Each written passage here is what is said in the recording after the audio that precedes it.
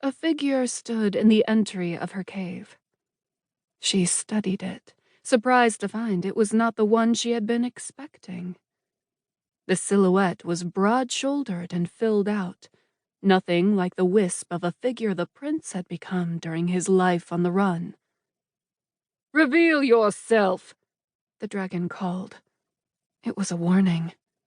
One wrong move and her new visitor would find himself in quite the predicament. She wasn't supposed to eat bipeds, but she was betting he didn't know that. She was also betting that no one else would know if she just took a little nibble. "Peace, Fiora," a voice called as he stepped into the light. "I come in peace." "The vagabond, the prodigal son." It wasn't a compliment. "What brings you here? Hiding out from those who hunt you? How quaint."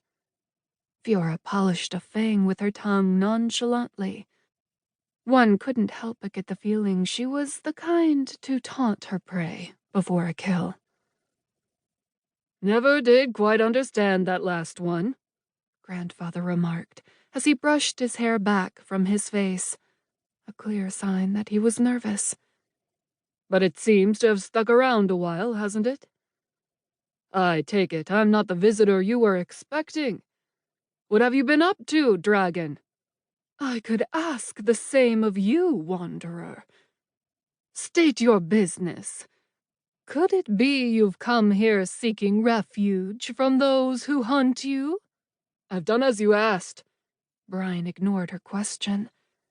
His current relationship with his own kind was none of her business, especially not when the fate of everyone else was at stake. "The boy will follow her."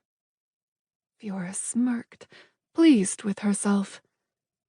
"Do not think this absolves you of your sins," she cautioned.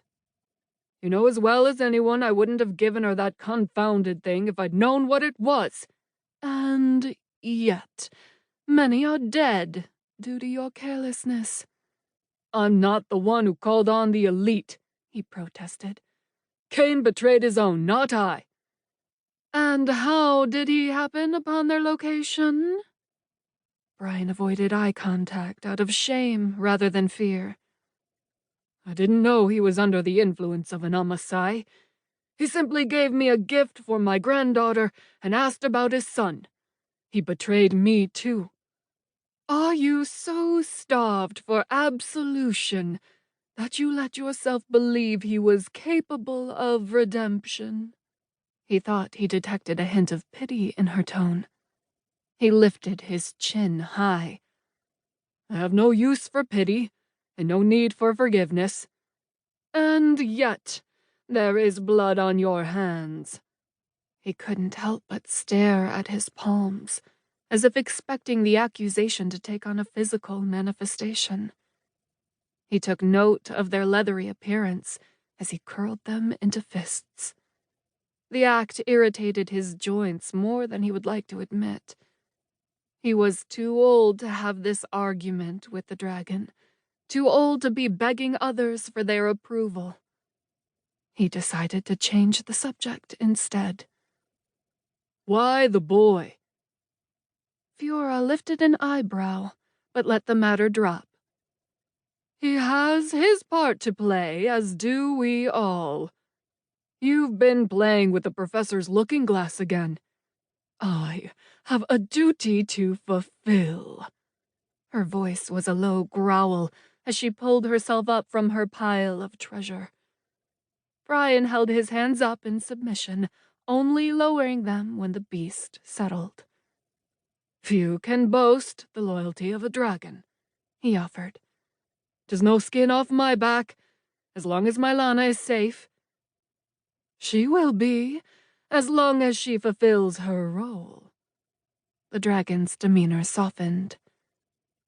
"We all seek absolution, Brian. Don't let your pride put your loved ones in more danger than it has already." It was both a commiseration and a warning.